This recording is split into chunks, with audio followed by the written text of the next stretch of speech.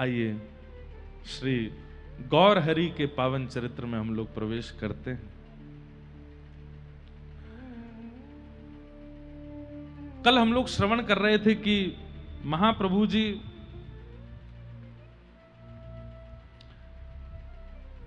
अपनी माताजी और अपनी गृहिणी और सबसे आज्ञा लेते हैं कि अब मुझे सन्यास चाहिए। सन्यास की आवश्यकता क्यों थी? ध्यान से सुनिएगा।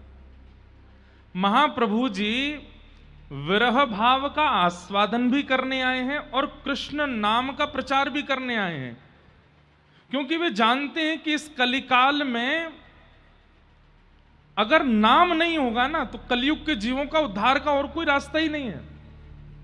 बुरा नहीं मानिएगा, क्षमा प्रार्थी हूं।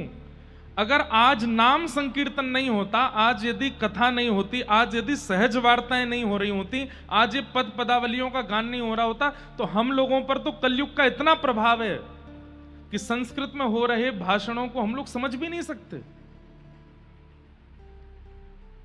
और ना हम लोग इतने आदी हैं कि हमको पकड़ पकड़ के भी गुरुजी ले जाएंगे तो भी हम भाग जाएंगे। किसी ना किसी रूप से हम लोगों को आकर्षित करके उद्धार कराने के लिए नाम प्रधान था कलयुग में। ज्ञान से हमारा उद्धार होने वाला नहीं था। इसलिए नाम का प्रकट होना बहुत आवश्यक था। नाम की महिमा, कीर्तन की महिमा प्रकट होनी बहुत आवश्यक थी। इसलिए महाप्रभु चैतन्य वो कृष्ण भाव का, राधा भाव का अनुभव भी करने आए हैं और कृष्ण नाम का प्रचार भी करने आए हैं। और आज से 500 साल पहले बंगाल प्रांत में और भारत के कई प्रांतों में अगर कोई सदगृहस्थ ज्ञान देता था तो कोई नहीं सुनता था। बोले ये क्या हमको ज्ञान देंगे, ये खुद संसार में पड़े हैं लोग बाग। क्योंकि उस समय भी 500 साल पहले थोड़े तो ज्ञानी लोग होते ही थे, और उनको कोई समझाता था तो लोग बाग सामने वाले प्रश्न कर देते थे, तुम तो खुद ब्याह करे बैठे हो, तुम्हारे खुद के बाल बच्चे हैं, तुम्हारा खुद का पूरा परिवार है, तुम हमको क्या ज्ञान दोगे। इसलिए कहीं ना कहीं लोगों के चित्त में एक गृहस्थ आश्रमी की बातें घर नहीं करती थी, इसलिए सन्यासियों की बात मानते थे लोग। तब महाप्रभु जी ने विचार किया कि अगर मेरे सन्यास ग्रहण करने से मेरी वार्ता लोगों के चित्त में विश्वास के रूप में बैठेगी तो मुझे सन्यास लेना चाहिए। और तीसरी बात, सन्यास क्यों ग्रहण किया? जिस प्रकार गृहस्थ आश्रमी एक कन्या का वरण करके जीवन भर के लिए उसका हो जाता है, ऐसी एक सन्यासी सबका त्याग करके हमेशा के लिए ठाकुर जी का हो जाता है।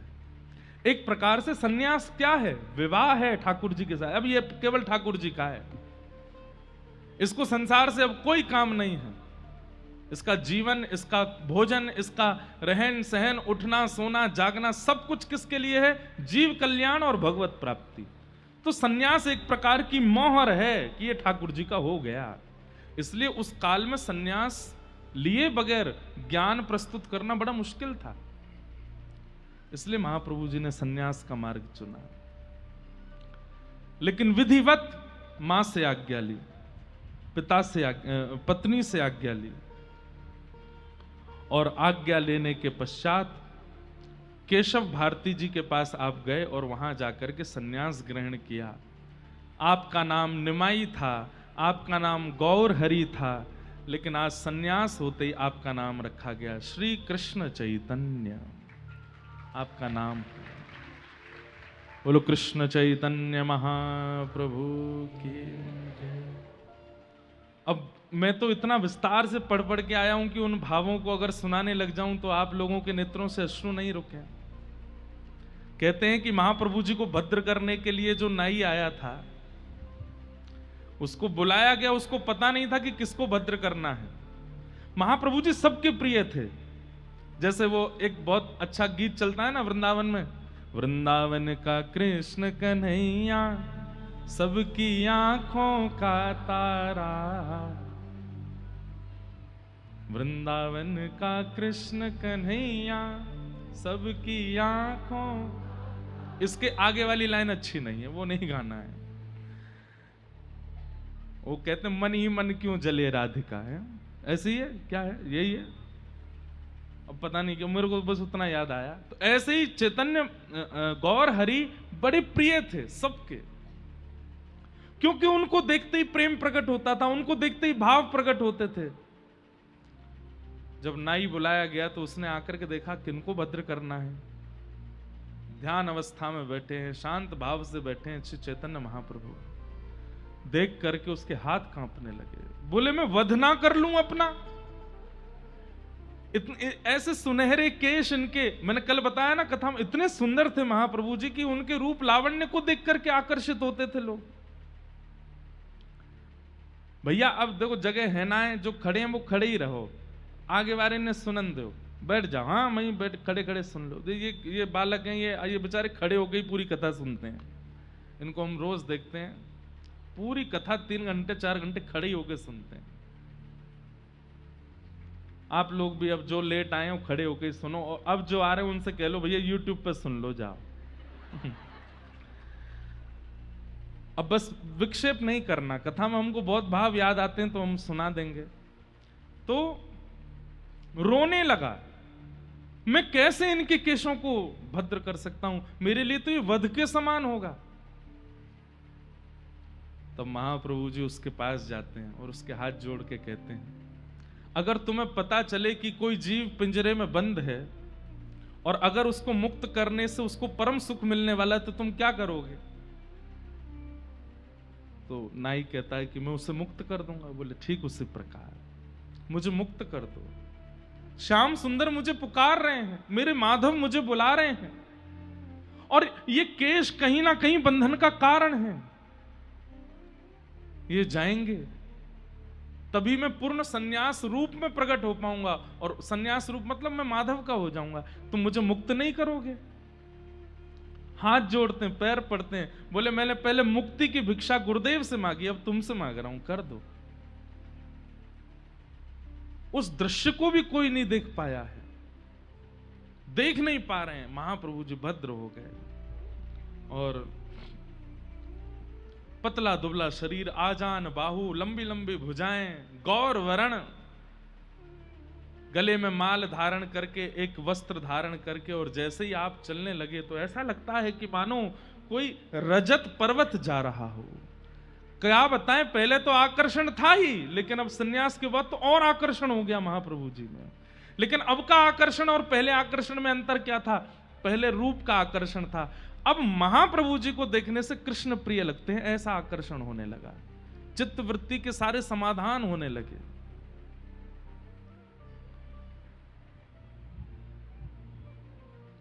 बहुत लीलाएं हुई, तभी आपके अभिन्न बड़े भ्राता स्वरूप श्री बलराम जी के अवतार श्री नित्यानंद महाप्रभु पधारे।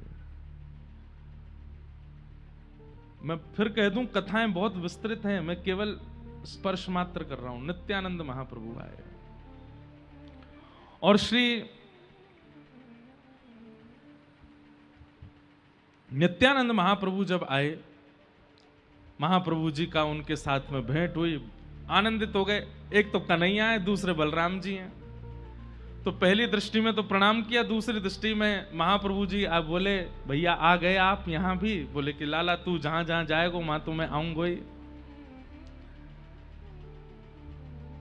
चैतन्य महाप्रभु उपदेश दे रहे हैं, बहुत ध्यान से सुनना। बोले लाला अब कहा करना ये बता। बोले भैया वध तो बहुतन के किए, उद्धार बहुतों का किया, अब ना तो उद्धार करना है और ना वध करना है। अब जो सामने आ जाए उसको स्वीकार करना है, चाहे कितने भी गुण से युक्त हो, चाहे कितने भी अवगुणों से युक्त हो, उसको स्वीकार करना है। अब किसी को भी अस्वीकार नहीं करना है।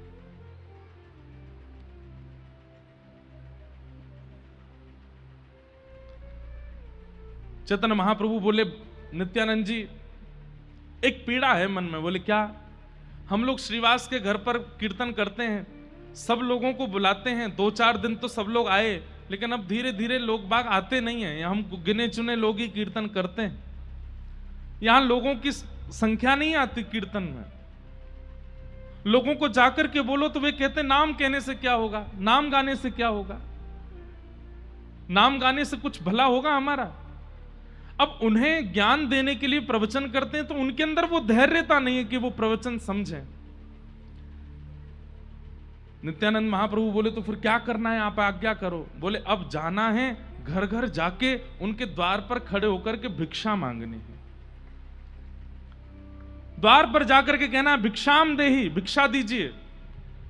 और प्राचीन भारत में यह नियम रहा था कि द्वार पर अगर कोई मांगने आ जाए तो उसको खाली हाथ जाने नहीं देते थे, देते ही थे।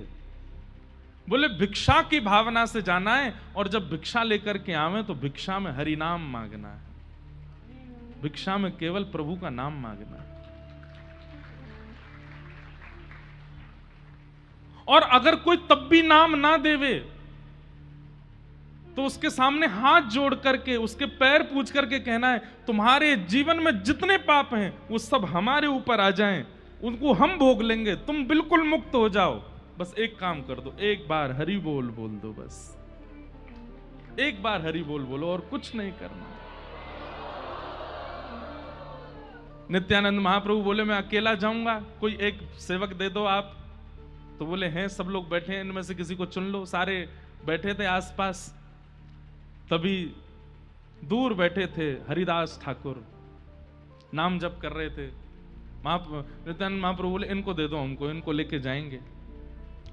हरिदास ठाकुर जी को लेकर के और श्री नित्यानंद महाप्रभु निकल पड़े हैं। निताई जाए द्वारे द्वारे एक बार हरि बोल, निताई जाए द्वारे द्वारे एक बार हरि बोल, निताई जाए द्वारे द्वारे गौर हरि हरि बोल, निताई जाए द्वारे द्वारे गौर हरि हरि बोल। हे भाई तेरे पांव पड़ूं एक बार हरि बोल, भाई तेरे निताई जाए द्वारे द्वारे और हरि हरि बोल,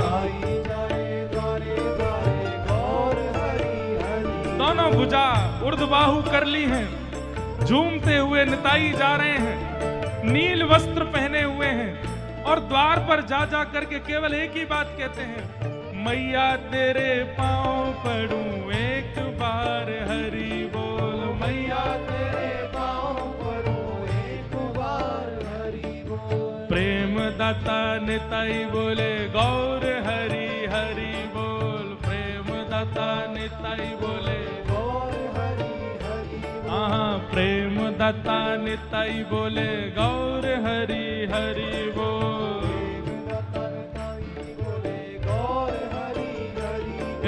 भैया तेरे पांव पड़ूं एक बार हरि बोल, भैया तेरे पांव पड़ूं एक बार हरि बोल। हे प्रेम दाता निताई बोले गौर हरि हरि बोल, प्रेम दाता निताई भाव से गौर हरि